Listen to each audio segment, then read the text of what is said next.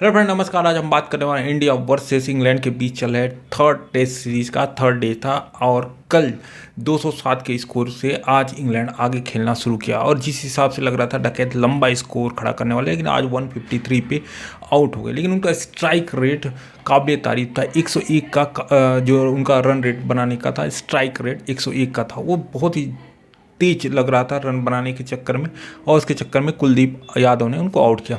उसके बाद रूट का आप नेचुरल गेम देखेंगे तो बहुत ही सुलझे हुए, बहुत ही आराम से खेलने वाले खिलाड़ी हैं। जैसे आप विराट कोहली देख लीजिए, आप देख लीजिए विलियम्स, इस टाइप के प्लेयर हैं। लेकिन जिस हिसाब से इनको लग रहा है बोला गया है कि भाई आप तेजी खेलो, और उसका खामियाजा रूट को भुगतना पड़ा है क्योंकि वो आउट हो गए और आज भी उतना अच्छा नहीं चल पाया। अगर पूरी सीरीज में देखें तो वो चल नहीं पाए, स्पेशली बैटिंग से, जो कि उनका मेन जो है वेपन है वो बैटिंग है, न कि बॉलिंग में चल रहे हैं, विकेट निकालें, लेकिन बैटिंग में उतना अच्छा नहीं कर पा रहे। उसके बाद आते हैं ब्रेस्टो 0 पे आउट होते हैं, स्टोक 41 का अच्छा पारी खेलते हैं लेकिन उनको जडेजा चलता करते हैं। उसके बाद फोक्स को आउट करते हैं सिराज, फिर रेहान अहमद 13 रन जडेजा आउट करते हैं, रेहान को आउट करते हैं सिराज, फिर टॉम हार्डली को जडेजा, मार्कवुड को नॉट आउट रहते हैं और एंडरसन को सिराज। मतलब आज का जो दिन था वो सिराज के नाम ही रहा। जिस हिसाब से उन्होंने बॉलिंग करा, ज़बरदस्त बॉलिंग करते हुए उन्होंने 4 विकेट निकला है। हम बात करें बाकी बॉलरों की तो बुमराह ने 1 विकेट निकाला, सिराज ने 4 विकेट निकाले, कुलदीप ने 2 विकेट निकाले, जडेजा ने 2 विकेट और साथ में अश्विन जो कि अब अवेलेबल नहीं है, उन्होंने कल का ही 1 विकेट निकाला था।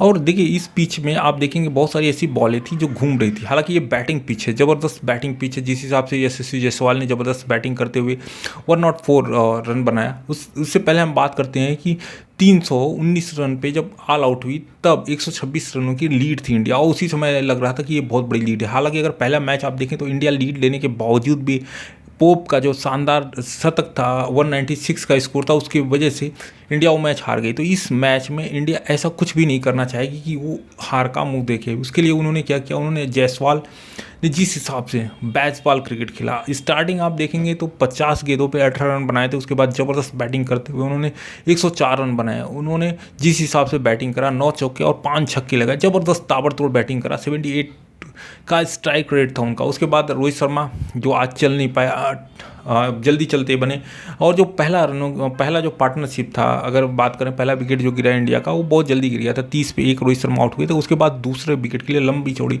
वो 161 रनों का पार्टनरशिप गिल और यशस्वी जायसवाल के बीच हुआ, जिसकी वजह से आज इंडिया इस पोजीशन पे खड़ी है कि इंग्लैंड जो है अपने को हारती हुई स्थिति में देख रहा है। 196 पे 2 विकेट हैं। अगर हम बात करें बैटिंग की तो यशस्वी जायसवाल, जैसे कि मैंने बताया, बहुत ज़बरदस्त बैटिंग किया। शुभमन गिल भी ज़बरदस्त बैटिंग करते, 65 रनों का योगदान दिया और अभी भी नॉट आउट है। यशस्वी जायसवाल भी नॉट आउट है, लेकिन वो रिटायर हर्ट हो गए। अभी कल आएंगे, खेलेंगे कि नहीं, ये अभी डिसाइड नहीं हो पाए। लेकिन जिस हिसाब से इंग्लैंड क्या दिखाना चाहती है अभी तक भी समझ में नहीं है। आप अभी हाल फिलहाल में जो मैच हुआ साउथ अफ्रीका वर्सेस न्यूजीलैंड, जिस हिसाब से न्यूजीलैंड ने पहली बार कोई टेस्ट सीरीज साउथ अफ्रीका को हराई, वो दिखाता है कि आप पेशेंस रखिए। आप पेशेंस जब तक नहीं रखेंगे, स्पेशली टेस्ट में, तो आप जीत नहीं सकते। और इंग्लैंड जिस हिसाब से बैटिंग करती है, ऐसा लगता है कि ये T20 को ODI को T20 बना दिए और टेस्ट को ODI बना दिए। जिस हिसाब से इनकी बैटिंग आप डकैत कर देखिए, आप इतना अच्छा खेल रहे थे, आपको इतना तेज भागने की क्या जरूरत है, आप अच्छा रन बनाए, लेकिन ये डेली आप नहीं चल सकते। टेस्ट मैच है, कभी आपने चल दिया, कभी नहीं चल पाए। लेकिन अगर आप पेशेंस के साथ खेलेंगे, अपने टेक्निक पे आपको बिलीव रहेगा, तो आप अच्छा खेल सकते हैं। आप देखिए यशस्वी जायसवाल जो 104 रन बनाए, उन्होंने 50 गेंदों पे 18 रन बनाए थे, और जिस हिसाब से वो बैटिंग कर रहे थे लग रहा था कि आज बहुत ही आराम से खेल। जबकि उनका पिछला दोनों मैच, पहले मैच में उन्होंने 80 रन बनाया, फिर 200 रन दोहरा तक मारा था। पिछला दोनों मैच उनका अच्छा था, फिर भी वो जिस हिसाब से बच के खेल रहे थे, बता रहा था कि वो लंबा पारी खेलने के लिए उत्सुक थे। सिराज शुभमन गिल भी जिस हिसाब से बैटिंग किया, ज़बरदस्त बैटिंग किया, और उन्होंने 65 रन बहुत ही अच्छी तरह से बैटिंग करते हुए बनाया। उनके साथ अभी कुलदीप खेल रहे हैं, और 196 को हम चाहेंगे कि ये कम से कम 300 रन पहुँचे। अभी इंडिया को कम से कम 300 नहीं, 350 का स्कोर पहुँचे, और जिससे कि इंडिया 550 का स्कोर जो रखे सामने। क्योंकि इंग्लैंड देखिए एक ऐसी टीम है कि अभी वो पाकिस्तान वाला आप सिचुएशन सोचेंगे कि पाकिस्तान को प्रिडिक्ट नहीं कर सकते आप कभी भी, वही हाल अभी इंग्लैंड का होगा। जिस हिसाब से बैटिंग करते हैं, एक टाइम आपको डर लगने लगता है, क्योंकि इनके बैट्समैन जो हावी होकर खेलते हैं। और दूसरी एक प्रॉब्लम इंडिया की, अश्विन अवेलेबल है नहीं। अश्विन अवेलेबल नहीं है तो इनके पास 4 ही बॉलर बचते हैं, सिराज, जडेजा, कुलदीप और बुमराह। और एक बॉलर की कमी खलेगी, क्योंकि जब भी टेस्ट मैच होता है वहाँ पे आपके 5 बॉलर चाहिए रहते हैं। उसमें से भी जो एक अश्विन है, वो उनके मेन बॉलर हैं जिन्होंने 500 विकेट लिए हैं, स्पेशली अगर हम टेस्ट की बात करें तो ये इंडिया के लिए थोड़ा ये रहेगा कि दुविधा रहेगा, क्योंकि 2 दिन का टाइम बचा है। अभी ये कितना स्कोर देना चाहते हैं, और साथ में ये भी देखना होगा कि ये टेस्ट जो ड्रॉ ना हो, क्योंकि आप अगर लंबा खींचते हैं, ज़्यादा रन बनाने की कोशिश करते हैं तो आपको ड्रॉ होने के चांसेस रहते हैं। तो आप जल्दी खेलेंगे और 450-500 के बीच एक स्कोर रखेंगे, और साथ में इंग्लैंड को भी आप टाइम देंगे कि जिससे कि आपको बॉलरों को भी टाइम मिले और आउट हो सके। आज फिर रजत पाटीदार उतना अच्छा नहीं खेल पाया, और जैसे कल उन्होंने आउट हुए थे, बहुत ही कैजुअल अप्रोच दिखा उनका, और उनको समझना चाहिए कि भाई इतनी कंपटीशन के बाद आपको अगर अपॉर्चुनिटी मिली तो उसको कैश कीजिए। कैश नहीं करेंगे तो आपको फिर आपको कोई ना कोई रिप्लेस कर देगा। जिस हिसाब से कल सिराज ने बैटिंग करा, ज़बरदस्त बैटिंग करा, उसके बाद ध्रुव जुएल की उतनी बातें नहीं हुई जितनी सिराज की बात हुई। ध्रुव जुएल ने भी ज़बरदस्त बैटिंग करा, बहुत ही शानदार बैटिंग किया, और उन्होंने दिखाया कि उनको जो मौका मिला उसको वो कैश करेंगे। रजत पाटीदार को 2 मैच खेल चुके, लेकिन जो परफॉर्मेंस उनसे चाहिए इंडिया को स्पेशली वो मिला नहीं है, और हो सकता है वो अगला मैच में बाहर का रास्ता भी इंडिया दिखा दे, क्योंकि कंपटीशन बहुत ही हाई है।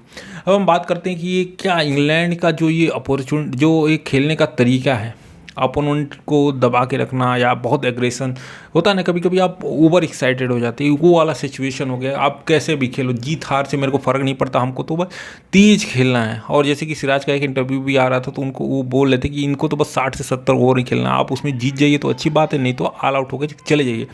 अब देखेंगे इनके एक मैच में ओलाई पोप ने चले, फिर डकैत चले, मतलब एकाक ही प्लेयर चल रहा है, सारे नहीं। अभी इंडिया के देखेंगे तो पिछले मैच में दोनों, अच्छा रोहित शर्मा ने शतक मारा, उसके बाद रविंद्र जडेजा ने सेंचुरी मारा, सरफराज ने 62 मारा, ध्रुव जुएल ने 42 मारा, तो मतलब मिला जुला प्रदर्शन रहा। लेकिन आप इनकी टीम में देखोगे तो ऐसा नहीं निकल के आता, इनके में प्रॉब्लम आता है। अब एक ही प्लेयर जो था 153 खेला, उसके बाद कोई प्लेयर और स्ट्रोक के अलावा कोई चल नहीं पाया, 41 स्ट्रोक नहीं बनाया। तो ओवरऑल अगर देखा जाए तो जिस हिसाब की टीम एक्चुअली देखा जाए इंग्लैंड, और टेस्ट के लिए जानी जाती है, वनडे ओडीआई बैच बाल जो एक शोर शराबा मचा रहे हैं, उससे फ़ायदा क्या मिला? आप जब हार ही जाओगे तो कुछ फ़ायदा नहीं। हालांकि ये कल का मैच बहुत डिसाइडेबल होगा, कौन जीतता है कौन हारता है, लेकिन कहने का मतलब ये, अगर आप पेशेंस के साथ खेलते तो शायद 319 की जगह आप 400 रन बना सकते थे, और इंडिया की जो इतना स्ट्रॉन्ग पोजीशन है उसको आप कम कर सकते थे।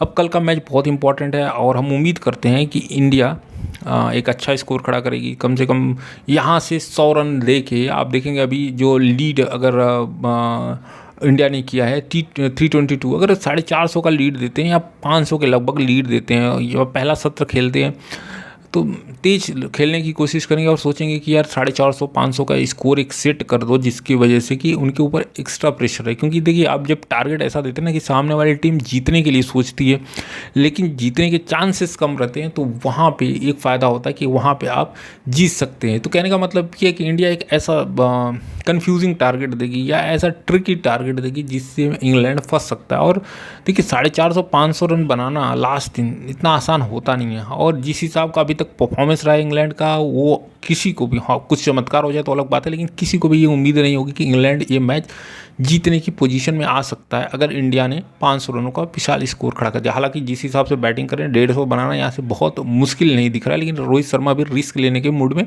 नहीं दिखेंगे। कल अभी आपके पास जितने भी बल्लेबाज, अश्विन को छोड़ दें, अभी जो भी हैं क्या बोलते हैं उनका, सरफराज खान खेलने को, ध्रुव जुएल हैं, जडेजा हैं, है ना, ये सारे खिलाड़ी हैं जो अभी भी बचे हुए हैं।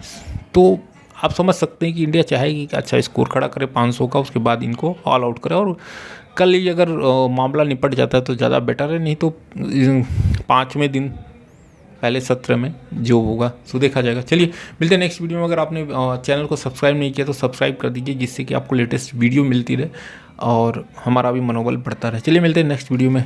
जय हिंद, जय भारत।